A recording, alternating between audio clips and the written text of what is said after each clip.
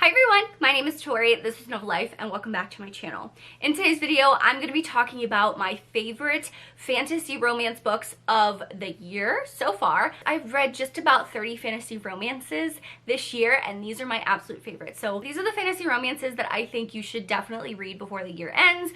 You have 6 more months, and I definitely think you should pick up these books. And I have my top 5, but I do have some honorable mentions that I do want to talk about because they are some really good books that I do want to continue on in a series, and I think that they're solid reads. So with all that being said, let's go ahead and jump right into the honorable mentions. The first one I want to mention is Throne of the Fallen by Kerri Maniscalco. So I actually have a love-hate relationship with Kerri Maniscalco because I tried to read the Kingdom of the Wicked series, and that did not work for me because it's YA. This is adult. So if you are someone who did not like Kingdom of the Wicked, and because you don't like YA, you would definitely love this one. It is adult. I will repeat myself. It is adult. I promise you, you're gonna love it. Now this is basically a standalone. The characters get their HEA in this book, which I love. Now envy is one of the 7 deadly sins in this book, and that's what he's known by. And I will say the beginning of this book really dives into a lot of like historical, when I started reading this book, I'm like, am I just reading a historical romance? Like, that's kind of what it seems like a historical setting. And it's because you have to go over to the fantasy world where everything's at. Now, our female character, she has definitely been keeping some secrets from Envy, and Envy is like, what the heck is happening? Now, this is a book where the two characters really go hand in hand together. They really complement each other so well. They really go in hard on each other. It's because they're similar but also different at the same time. I love the progression of the fantasy. I love the progression of the world opening. I love the progression of seeing our characters and what they're doing and having their stories having their stories told throughout the book. Now, I'm someone who I will definitely be continuing the series because Kerri Maniscalco set up the next book, and I think it comes out later this year, but she set up the next book in this series so well to the point where I was like, okay, these two characters, I definitely need to know their story. It's giving angst, it's giving all of the drama, and I'm so ready for it. But I think she did a really good job introducing the world in not a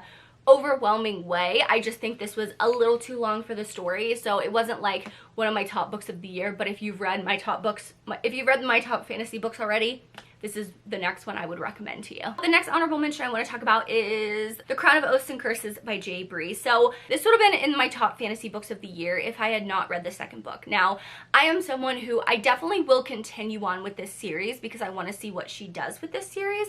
I just felt like the second book left me kind of like, it's okay. I was a little disappointed. If you're looking for a female character in the first book where she's super powerful, she's super strong, she is just like unlike any other heroine that I've read before, and I really loved the development of that. I loved getting inside her mind. I loved seeing what she has been through and like a glimpse of that. I love seeing how she's overcome a lot of adversity throughout her life, and I really loved it. If you were looking for a absolute true hate, like these people hate each other. These two characters in this book hate each other to no end. This is it. Now the second one, you get a little bit more of like the lovers part of it in the second book. It's not like full, absolutely, yes, we're together. But I did really like this series. I am very intrigued in the series, so I will continue with the third book whenever that comes out. I just was a little disappointed in the second book, but this book is still so good. It's so underrated by J. Bree, so I want more people to read it if you haven't already. The next honorable mention that I want to talk about is The Veiled Kingdom by Holly Renee. So I wanted to put this in there because this is an incomplete series. This is the first book, I think, in a trilogy, so it does end on a major cliffhanger, which is why it's not in like my top, because it's not like complete and I don't know when it's going to be complete. But I will say this, if you're looking for a super short fun time fantasy romance, this is it. And I mean fun time as in like the fantasy world doesn't take a lot to build up to. You jump right into the series and you're jumping right into what these characters are doing and what's going on in their life and what they're hiding from and what they're running from and what they're doing and everything like that. And I personally really thought this was gripping. Like, you jump right in, it hooks you, and you don't really want to stop reading. And I think that's like, I think that is so telling to Holly Renee's writing, because not everyone can do that. Sometimes you jump right in, you're hella confused, but I wasn't confused at all. It was very easy to understand. There is intense chemistry between the characters, I will say, like, oh my god, intense chemistry, and I really liked it. So would check this one out too. And the last honorable mention I have is Blood and Steel by Helen Schwarr. So I read this book this year, and I've already read the second book. I have to read the third and fourth book because the series is now complete. And I really enjoyed this. I love when two characters are similar but also very different, kind of like the Throne of the Fallen by Carrie Maniscalco. I just really like how strong our female character is. I like how just she knows what she wants in her life and she is not going to stop until she gets it. Like, literally, she will not stop. She will push her body until it's like to the max, you know what I mean? And I really love this. I love the whole aspect of the fantasy world and how at the beginning of this book you find out women cannot wield weapons because of this like prophecy that happened, and she is literally not going to stop until she can become what is called a legend of Thesmar, which is like the highest war sword, like a highest warrior in this kingdom. I loved it. I love the travel. The found family in this book is so good, and in this series is so good. So before the end of the year, I want to read the last two books in the series because I've heard nothing but good things. So yeah, this is another honorable mention that I definitely want more people to pick up if you haven't already. Now, getting into my top 5 fantasy romances of the year so far. I am a huge fantasy romance reader. Like I said, I do look for a lot of different things in the books. I love certain things, and I am just someone who I like unique books. And a book that I definitely want to mention that's one of my favorites, and I may be basic for saying this, is House of Flame and Shadow by Sarah J. Maas. I do know a lot of people feel a certain way about Sarah J. Maas, and that is totally fine. Your opinion is your own. But when I read this book, I was so shocked that she did something very different than I have ever read in her writing. I've read all of her books minus the Catwoman one, and I will say this was just very different. She threw in a lot of like sci-fi elements. She threw in a lot of things that I wasn't expecting her to at the end of this book that I actually really enjoyed. Like it made me want to pick up like a sci-fi fantasy romance or a sci-fi fantasy book, which I usually don't tend to gravitate towards those, but she made me enjoy that. Now, I know a lot of people were disappointed with like, I don't want to spoil anything, but certain things in this book, and I went in having no expectations because like I didn't know what she was going to do. This has never happened in her series before, so I didn't know what to expect, and I personally loved it. I loved what we got. I love this story. I love Bryce, and I love the whole horde of characters in this book. That's something that she writes so well, is I love almost every single one of her books. Of course, there's like one or two characters that annoys you. They annoy everyone, right? But I just love the found family. I love the different personalities in this series. I just loved it. I thought it was a great conclusion to Bryce's story because she is such a strong female character, and I just love what she's done with her. So yes, this is one of my favorites. I'm so sorry if that makes me basic. The next one I want to mention, I actually don't have a physical copy of. I thought I did. That is Glow of the Everflame by Penn Cole. So this is technically the second book in this Everflame series, Glow of the Everflame series, or I forgot what it's called. It's a 4-book series.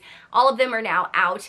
But when I read Spark and Glow of the Everflame, because it's the first and second book, I love the second book way more. But I love this series, how it's like progressing, if that makes sense. So I want to mention both of them together. Obviously, you can't read Glow of the Everflame without reading Spark of the Everflame. But if you're looking for a slow burn fantasy romance, this is the series for you, I promise you. I love, once again, a female character. She doesn't really know what's going on. She's been told all these things her life. But then a lot of secrets come out, and she's like, oh, what the hell? What is this? What is happening in this world? Everything that I was told is basically not a lie, but it's like the complete opposite. It's like not what she was thinking that her life was, and like her mother and her father and everything like that. And you know, in the first book she's going through a lot of like changes, and in the second book she makes a lot of decisions that you're like, whoa, what are you doing? But it makes sense to her character. Like, you're really going on this journey with her where you also feel betrayed. You also are feeling all the emotions that you are, and I really like Penn Cole's writing for that. I love that you just feel very connected and you just can't put the books down. Now, I did stop at the second book because the third book is 1,000 Kindle pages. I don't know how many like physical pages that is, but I want to get to the third and fourth book before the end of the year and finish out that series. So that's another fantasy romance series that I want to read. But yeah, I really enjoyed that one. It's a in progress series for me, but so far I really enjoy it, and I loved the second book. Like, Oh my god, 5 stars. Love the second book. Would highly recommend. The next one I want to talk about is one that I have an indie copy of, but it's actually being re-released in September. So when this book comes out in September, I need everyone to read it, okay? And that is Fear the Flames by Olivia Rose Darling. Now, I am someone who, I love dragons. I feel like I am on that bandwagon now with everyone and their mother after reading Fourth Wing, that I just want to read more fantasy romances with dragons. And I will say that this book has the dragons towards the end, but it's going to be a series where the dragons are very prevalent.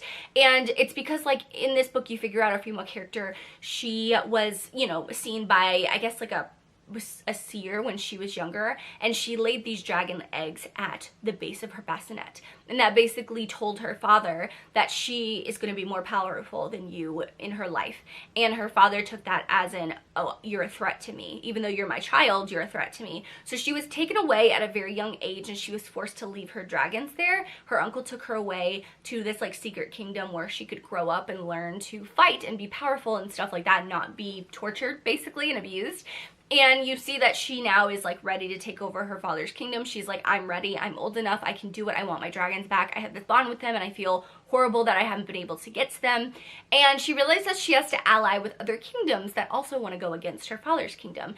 And that's where she meets our hero, and he's actually like the commander of one of the militaries for one of the other kingdoms in this world. And they are true equals. If you're looking for a fantasy romance where I've mentioned that they're like almost equal in a lot of these books, these two characters are so equal to each other, it's scary. Like, if he had to pick a second in a duel, if he had to go into battle with another person, he would choose her. She is literally just as powerful, just as strong, just as well with weapons as he is. And a lot of people will be like, oh, I don't think that's possible. It's possible. She has been literally hiding in secret in this kingdom and training her whole life to be the best that she can be. And he is a character too that recognizes that she is that strong and realizes, oh yeah, she can do anything. Like, I don't really have to worry about her. But he does. He worries about her because he likes her. He has a thing. He has a connection, and he has chemistry with her. I love this book.